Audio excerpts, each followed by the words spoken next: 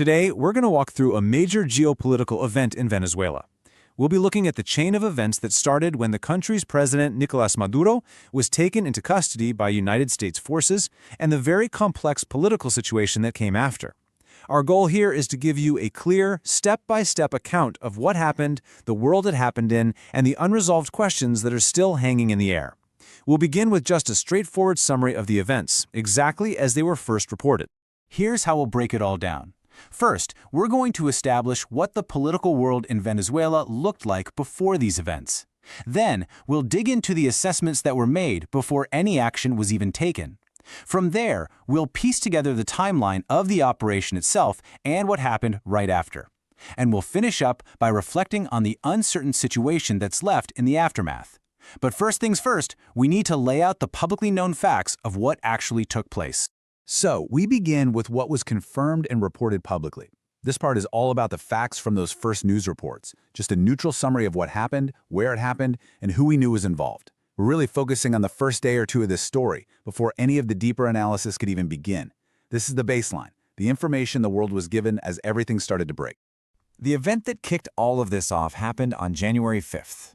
In an operation carried out by United States forces, the sitting president of Venezuela, Nicolás Maduro, was taken into custody. This move effectively removed the country's head of state from power and from the country itself. He was then immediately brought to the United States to face federal charges.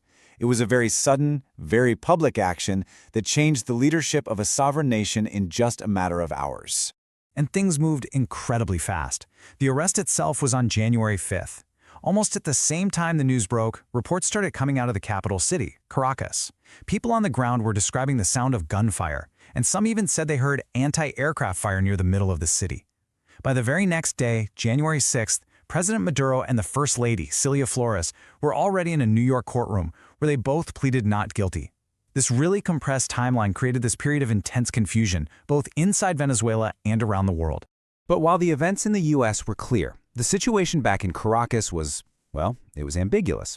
There were completely different stories about what was happening. The official government statement from the Venezuelan Ministry of Communication was that the national police had just fired on some drones that were flying illegally. They insisted everything was peaceful. But that was a stark contrast to some unconfirmed reports that were going around, suggesting there were actually clashes between rival security groups near the presidential palace. The White House, for its part, just said it was monitoring the situation but made it clear that the United States wasn't involved in any of the reported gunfire. Okay, so now we're going to shift from those immediate news flashes to the bigger picture. An event this big is rarely a spontaneous thing.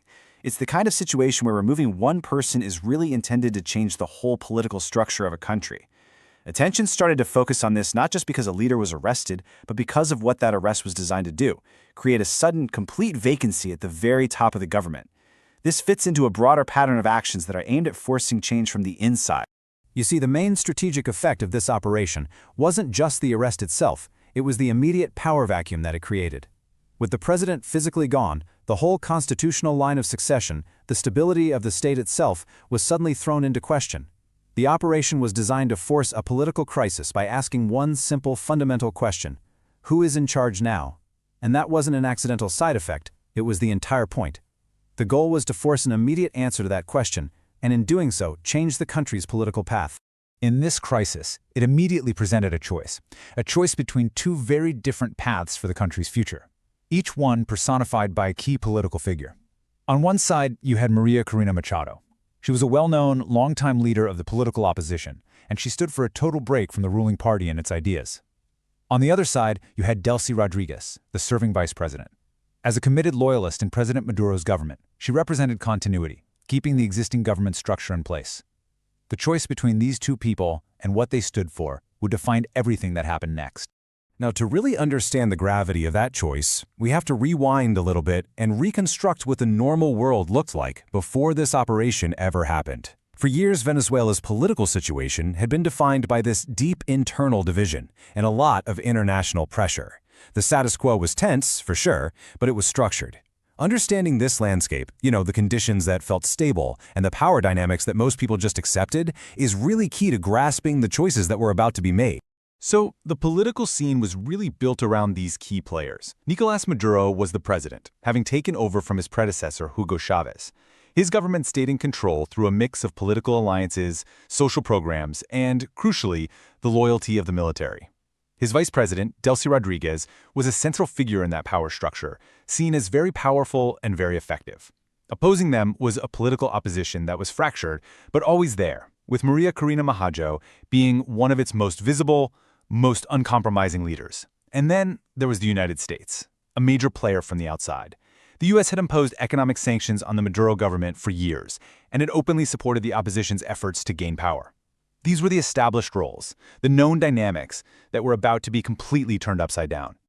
And this is where the public story starts to meet the private one. The decision of who to support in that power vacuum, it wasn't made in a hurry right after the arrest. There was a logic to it, a logic based on information that wasn't public at all. It was based on an assessment of the situation on the ground that had already been done. No, it wasn't. The groundwork for how to handle this exact scenario had been laid out well before the operation was even launched. It was part of the plan. That's correct.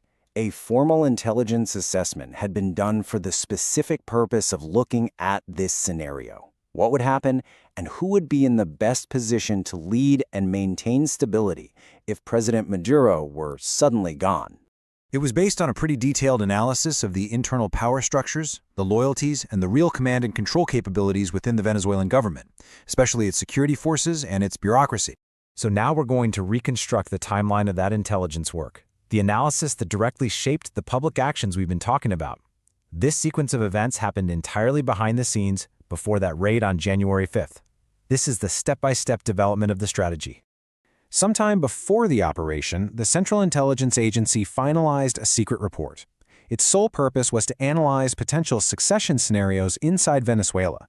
The report wasn't focused on who the U.S. might prefer politically, but rather on who could realistically hold the country together and keep state functions from collapsing in the middle of a sudden high-stress leadership change. It was an analysis of capability, not ideology.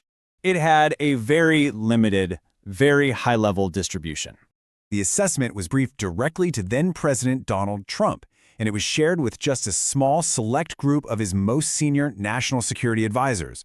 What that means is the conclusions of this analysis directly inform the decisions being made at the very highest levels of the U.S. government before the operation was ever given the green light. And this was the central, and for a lot of people, the very surprising finding of that report. The analysis concluded that the people who were best positioned to maintain stability and prevent the country from spiraling into chaos were figures from inside the existing power structure. The report identified government loyalists, and specifically Vice President Delcy Rodriguez, as the most viable candidates to manage a transition without starting a widespread internal conflict or a total breakdown of the security forces. No. The intelligence concluded that in the immediate chaotic moments after Maduro's removal, an opposition figure probably wouldn't be able to command the loyalty of the state's military, police, and government institutions. The assessment was that trying to do so would risk a complete collapse. So, based on this intelligence, the U.S. government made a strategic choice. It decided to prioritize immediate stability over long-term political alignment. Following the assessment that Rodriguez was best positioned to prevent chaos, the decision was made to publicly support her as the interim leader in the hours after Maduro's arrest. It was a pragmatic choice, tied directly to this classified intelligence. But of course, this action didn't happen in a vacuum.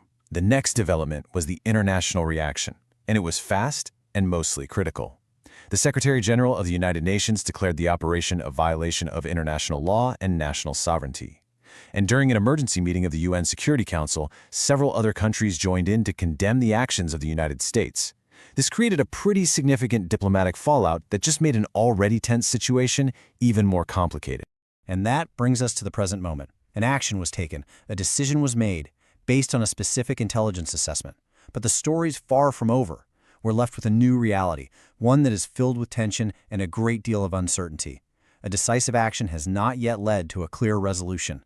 So, let's just gently summarize what we now understand. The recognized president of Venezuela is in the United States facing charges. His successor, the former vice president, is now the interim leader with U.S. backing, a decision based not on shared politics, but on an intelligence assessment about stability. Meanwhile, the capital, Caracas, is still tense, and the global community is deeply divided, with many nations formally condemning the very operation that set all of this in motion. A choice was made to prioritize stability. Yet that very choice has become the source of a new and profound instability. The situation hasn't been solved, it has been transformed. And the fundamental question that remains isn't really about what will happen next, but about the nature of the quiet, unresolved reality that now exists.